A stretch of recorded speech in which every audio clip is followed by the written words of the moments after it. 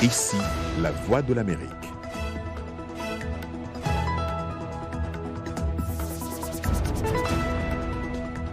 Bonsoir à tous, ravi de vous retrouver pour cette nouvelle édition de votre journal. Dans l'actualité ce soir, nous irons au Sénégal où le président Macky Sall a annoncé l'assouplissement des mesures prises contre la propagation du Covid-19. Mais comme nous le verrons dans un instant, la situation reste préoccupante dans certaines parties du pays, comme dans la ville de Touba où l'on note une augmentation des cas positifs. Des effets combinés de conflits et de la pandémie du Covid-19 font peser un risque sur des millions de personnes en Afrique de l'Ouest et du Centre. C'est la sonnette d'alarme tirée par l'Agence des Nations Unies pour les réfugiés. Les États-Unis risquent de connaître des morts et de la souffrance inutile si le pays lève trop vite les restrictions. C'est l'avertissement lancé par le docteur Anthony Fauci, l'un des conseillers de Donald Trump dans la lutte contre la pandémie.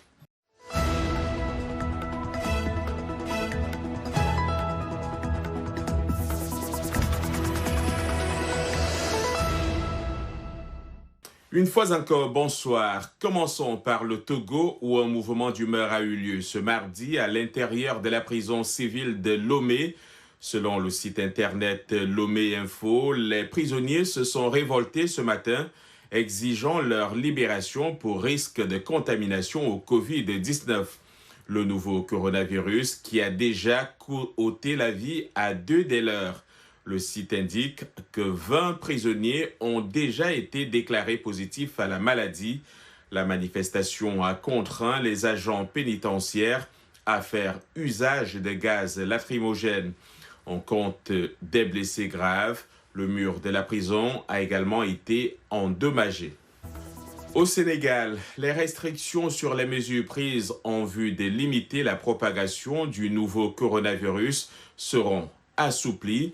C'est ce qui ressort d'une allocution de Macky Sall hier à Dakar, tout en confirmant que les règles changeraient dès ce... J'ai décidé de l'assouplissement des conditions de l'état d'urgence comme suit. À compter du mardi 12 mai 2020, les horaires du couvre-feu seront de 21h à 5h au lieu de 20h à 6h. Les horaires de bureau sont réaménagés de 9h à 16h. Les marchés et autres commerces qui étaient astreints à des jours particuliers d'ouverture seront ouverts 6 jours et resteront fermés 1 jour dédié au nettoiement.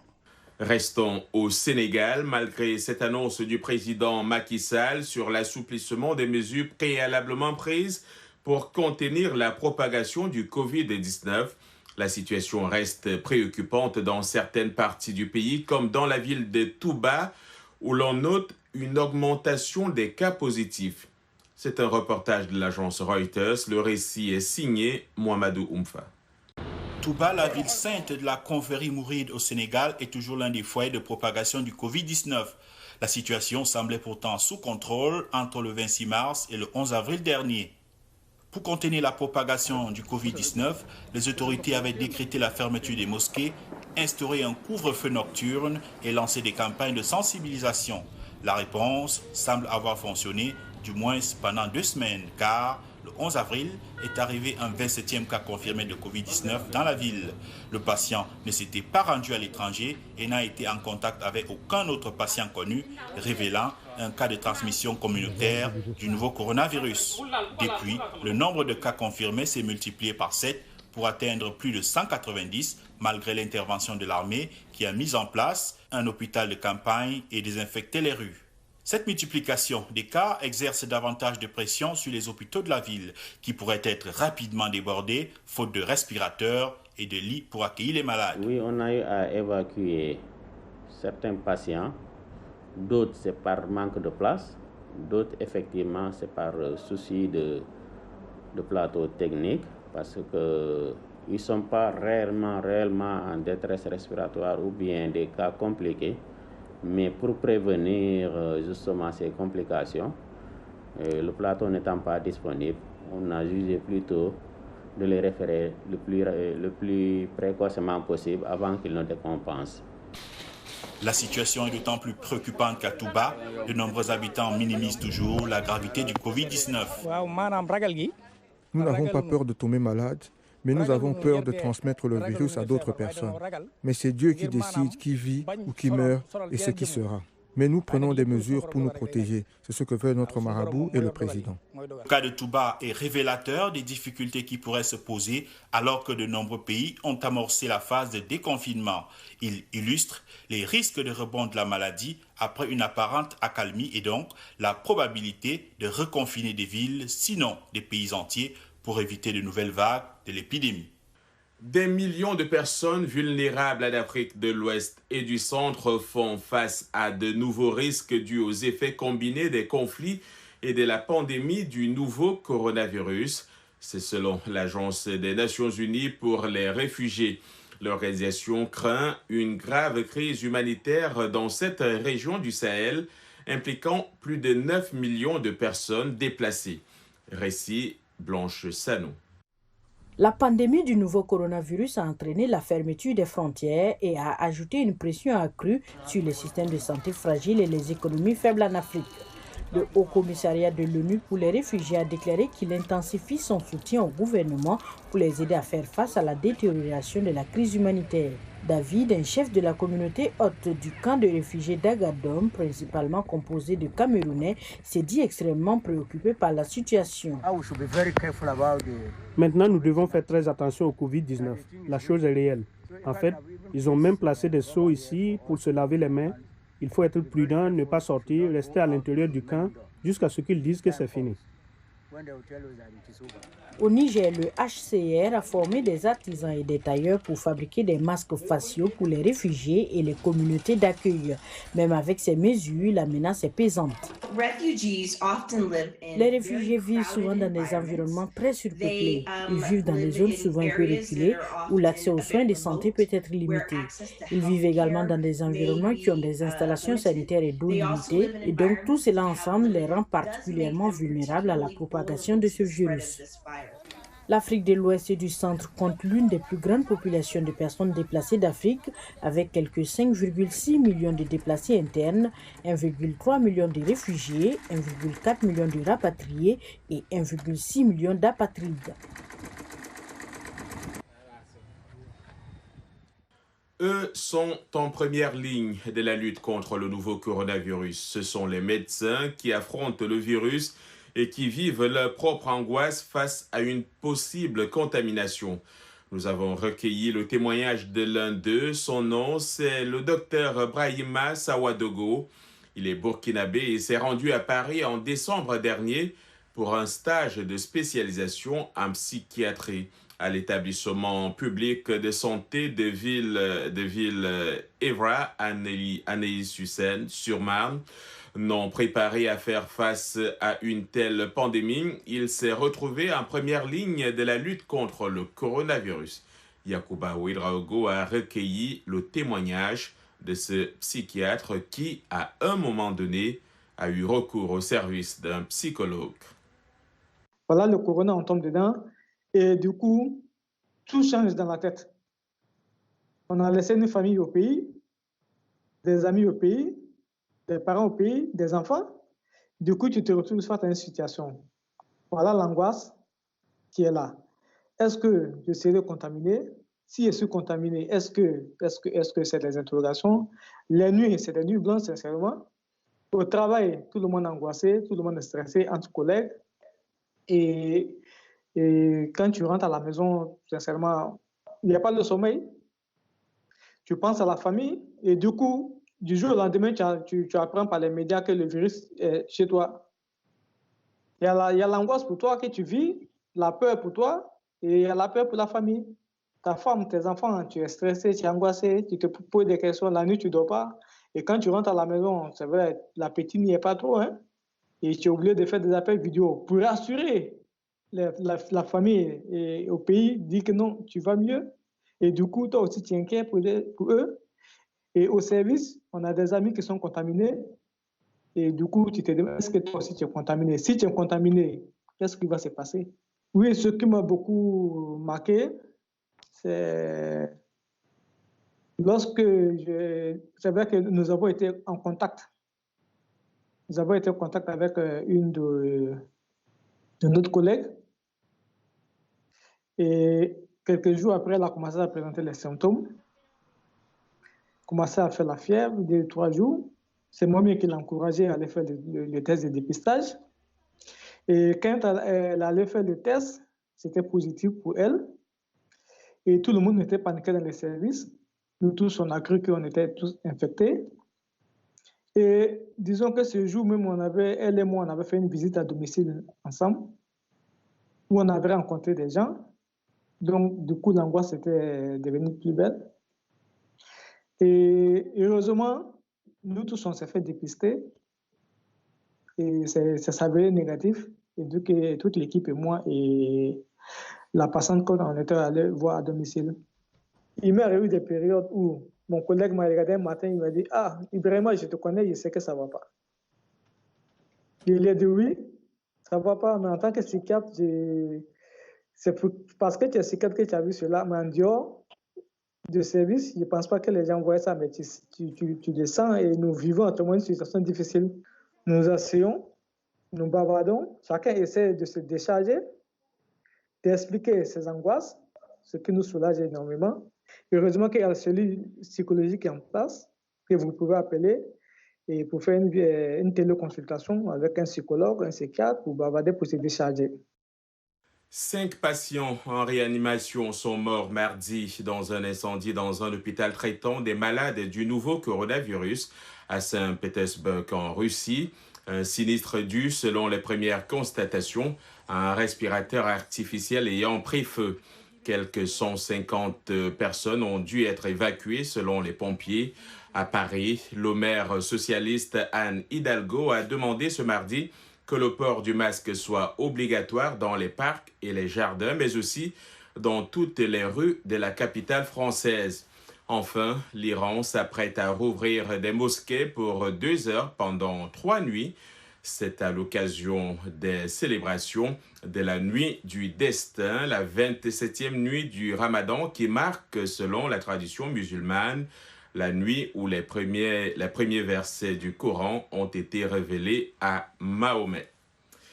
Ici, aux États-Unis, l'épidémiologiste Anthony Fauci, qui conseille quotidiennement le président américain Donald Trump, est à nouveau sorti de sa réserve. Dans une interview accordée au New York Times, il a averti que les États-Unis risquent de connaître des morts et de la souffrance inutile si le pays lève trop tôt les restrictions, donc les restrictions instaurées pour freiner la pandémie du nouveau coronavirus. L'éminent scientifique, devenu une figure rassurante pendant la crise pour beaucoup d'Américains, fait partie des experts médicaux qui doivent être entendus par visioconférence ce mardi par une commission du Sénat. Membre de la cellule de crise de la Maison-Blanche sur le Covid-19, M. Fauci est actuellement en quarantaine en raison d'une exposition possible au coronavirus. Au Burkina Faso, au moins 4 soldats ont été tués et 4 sont portés disparus lors d'une attaque djihadiste hier à Kankan-Fogol, près de la frontière avec le Niger.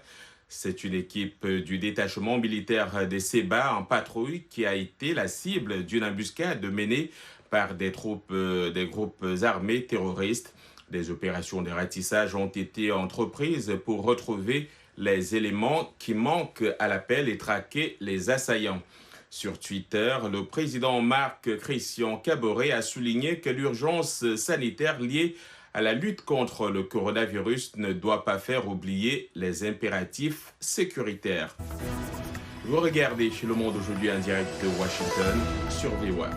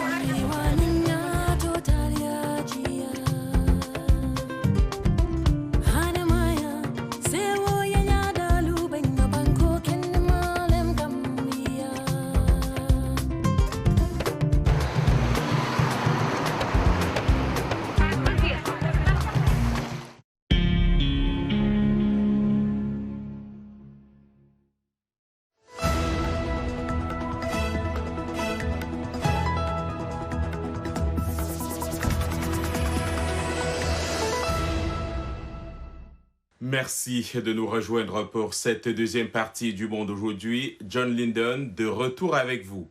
Et nous ouvrons cette deuxième partie par d'autres segments consacrés à l'économie. Et pour en parler, Eric Manirakiza est au rendez-vous. La pandémie de Covid-19 affecte fortement le transport aérien en Afrique. Déjà fragile bien avant, ce secteur est ruiné par l'arrêt de vols internationaux. Les avions sont cloués au sol, plus de vente des billets alors que les compagnies doivent continuer de couvrir des charges indispensables en termes de maintenance. Le trafic normal pourrait reprendre dans 2 ans, mais l'incertitude persiste. Le sauvetage immédiat reste également problématique, surtout que les faibles capacités budgétaires de certains pays africains privent les compagnies d'argent frais. Des avions sont au sol au niveau des compagnies aériennes africaines. Au niveau global, l'industrie va perdre en 2020 à peu près 352 milliards de dollars. Et pour les compagnies africaines, ça va représenter plus de 7 milliards de dollars de perte de revenus passagers. C'est assez important. Aujourd'hui, il n'y a que quelques compagnies aériennes qui opèrent des vols cargo, parce que la demande de cargo aujourd'hui est assez importante et nous avons un manque de capacité pour transporter le cargo. Alors les compagnies aériennes ont un manque de revenus, mais en même temps, elles ont à faire face à des coûts fixes, comme la location des avions, la maintenance, les assurances et les salaires du personnel. Donc le problème immédiat est le manque de liquidité auquel nous devons rapidement trouver des solutions. Avant de nous quitter, signalons que la Côte d'Ivoire injecte 47 milliards de francs CFA dans l'adduction en eau potable. Les travaux qui ont déjà commencé devront se dérouler sur 18 mois.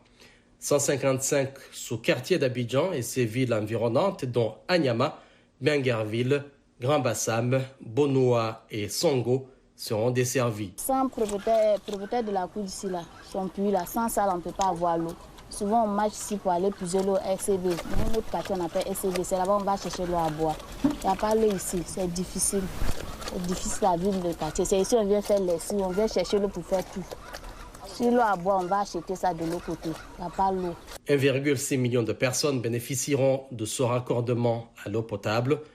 Selon le ministre de l'Hydraulique, Laurent Tchaba, ce projet comprend l'octroi de branchements sociaux gratuits, la lutte contre la fraude et le renforcement de la production d'eau potable dans le Grand Abidjan. Fin 2018, seuls 80% d'Ivoiriens avaient accès à l'eau potable dans le pays. Pour pouvoir faciliter l'accès à l'eau potable d'ici 2030 à tous les citoyens, le gouvernement estime qu'il lui faut 1320 milliards de francs CFA d'investissement. Merci Eric. Une étude de Brookings Institution a démontré qu'environ 50% des emplois peuvent être entièrement exécutés à domicile. D'autres études estiment que ce nombre pourrait être élevé, mais qu'en est-il du reste de la main-d'œuvre? Selon des analystes, beaucoup sont obligés d'aller travailler pour conserver leur poste, peu importe les risques et les défis. C'est un reportage de Anna Rice, récit Blanche Sanou. Dans plusieurs villes à travers le monde, des applaudissements retentissent presque chaque nuit. Une manière pour certains habitants d'exprimer leur remerciement aux médecins et infirmières qui luttent en première ligne contre le Covid-19. Mais ces professionnels ne sont pas les seuls employés à se rendre sur les lieux de travail malgré la pandémie du nouveau coronavirus. Des millions de personnes à faible revenu livrent des colis, travaillent comme caissières ou réparent des ascenseurs. La plupart d'entre eux n'ont pas de congés payés ou de congés maladie. Ils sont aussi en première ligne dans le sens où ils ont beaucoup de contacts avec d'autres personnes et par conséquent, ils peuvent tomber malades eux-mêmes. Ils sont plus exposés ainsi que les membres de leur famille. Selon le département américain du travail, plus de la moitié des travailleurs hautement qualifiés et mieux rémunérés peuvent faire du télétravail, alors qu'un seul employé sur 20 du secteur informel peut faire la même chose. Il existe un réel fossé démographique et de revenus entre les deux groupes. Le nombre prédominant de personnes qui doivent aller travailler sont des employés à bas salaire dans les services de soins de santé, l'hôtellerie, les épiceries, le commerce, les entrepôts et même dans les processus de la production alimentaire. Tom Flores travaille dans un supermarché en Californie. Bien sûr, je suis inquiet. Quand je vais travailler, je prie Dieu pour que tout se passe bien. Mais je suis obligé de venir au boulot parce que beaucoup de familles dépendent de ce que je fais. De nombreux Américains ressentent la pression et s'estiment chanceux de continuer à travailler, étant donné que 30 millions de personnes ont déposé des demandes de chômage fin avril, un record jamais enregistré aux États-Unis. Et même ceux qui ont un emploi sont sous pression, car selon une étude récente, la majorité des travailleurs ont du mal à couvrir une facture imprévue de $400. Nous vivons de paye en paye et sans salaire, nous allons voir des gens perdre leur maison. Le gouvernement américain a alloué 250 milliards de dollars supplémentaires pour l'indemnisation du chômage, en plus d'envoyer à la plupart des Américains un chèque de relance de $1 200. Les grandes familles en obtiennent plus. Les experts disent que ces mesures sont opportunes et nécessaires, mais ne sont pas suffisantes pour les personnes qui vivent dans des zones urbaines plus chères. Les niveaux de vie sont différents. Pour quelqu'un à New York, cela ne fera probablement pas une énorme différence. Pour les personnes vivant dans des espaces ruraux où les coûts de logement ont tendance à être plus bas et les autres dépenses à être plus faibles, ce sera plus utile. Le Congrès travaille sur l'approbation de notre plan de relance économique pour aider les personnes qui ont perdu leur emploi en raison de la pandémie du nouveau coronavirus. Le confinement, l'une des mesures pour endiguer la propagation du nouveau coronavirus, n'est pas chose facile et encore moins pour les enfants. Au Ghana, des familles ont du mal à rester ensemble à la maison pendant plusieurs semaines. La peur d'attraper la maladie a bouleversé leur quotidien, comme vous allez le voir dans ce reportage, récit de Thierry Kaoré. Cela fait un peu plus d'un mois que Chanel, 6 ans, et sa sœur aînée Chantel, 9 ans, ne sont plus scolarisés. Depuis que le gouvernement a fermé les écoles, les universités et les lieux de culte, ils sont obligés de rester enfermés à la maison avec leurs parents. Familles modestes, n'ayant pas d'ordinateur portable ou de tablette, le confinement a rendu leur journée encore plus longue. Avec le confinement, ce n'est pas facile. Nous ne pouvons aller nulle part, toujours à la maison avec mes parents. Samuel, le père, qui travaillait dans l'audiovisuel, est lui aussi en chômage technique depuis que les villes de Kumasi et Accra ont été placées sous quarantaine. Même si la mesure a été partiellement levée le 20 avril dernier, la clientèle se fait toujours attendre, l'obligeant à jouer le rôle d'enseignant à la maison. L'épidémie a affecté mes enfants dans la mesure où ils ne sont pas habitués à apprendre seuls à la maison. Ils sont habitués à apprendre en groupe, dans une classe. Maintenant qu'ils sont assis à la maison, même en leur donnant du travail à faire, ils trouvent cela difficile. Donc, je dois leur mettre la pression pour qu'ils le fassent.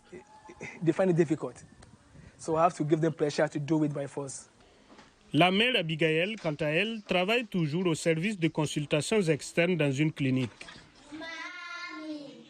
Quand elle rentre du travail le soir, elle doit éviter les enfants ou même les repousser jusqu'à ce qu'elle se change et prenne une douche. Aller au travail et rentrer à la maison pour prendre soin d'eux est une chose très dangereuse pour la famille. Donc parfois, quand je rentre à la maison, je dois me cacher et aller aux toilettes pour prendre une douche ou un bain avec du savon et de l'eau avant de les approcher.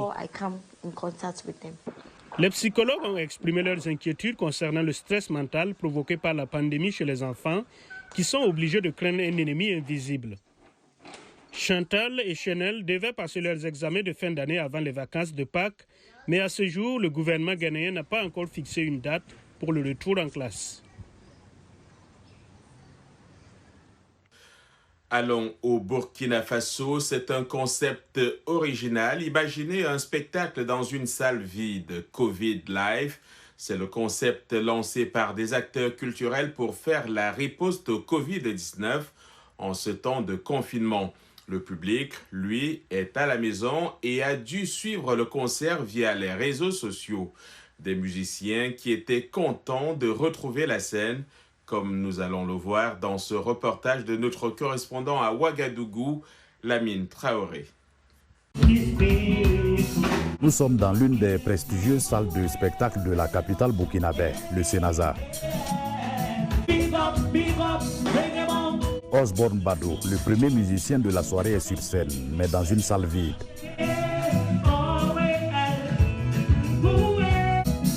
La raison est connue, le Covid-19. Le spectacle est diffusé en direct sur les réseaux sociaux.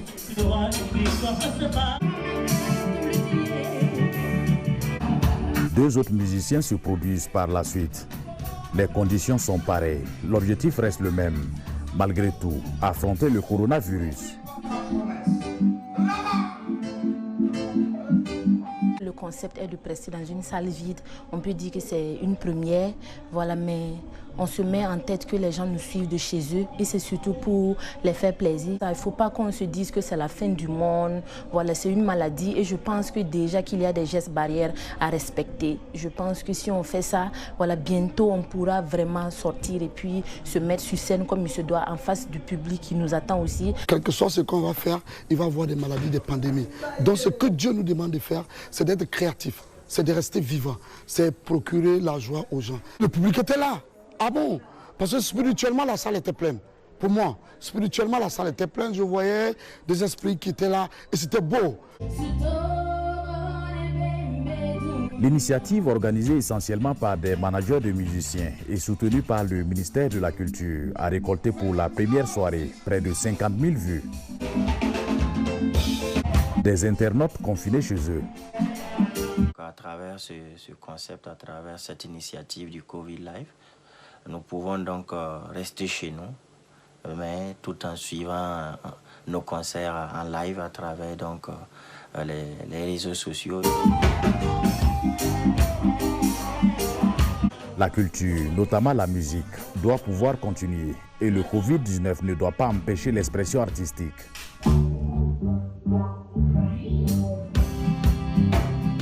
C'est la résilience par là et la culture d'abord. C'est-à-dire, nous avons créé cette initiative dans le but de vivre nous-mêmes d'abord. On veut vivre. Parce que depuis l'avènement de cette pandémie, le domaine des arts, dans la en grand guillemets, est mort. La musique ne peut jamais être confinée. Peu importe le lieu où nous nous trouvons, nous allons toujours faire de la musique. En fait, c'est une riposte au Covid que nous sommes en train de faire.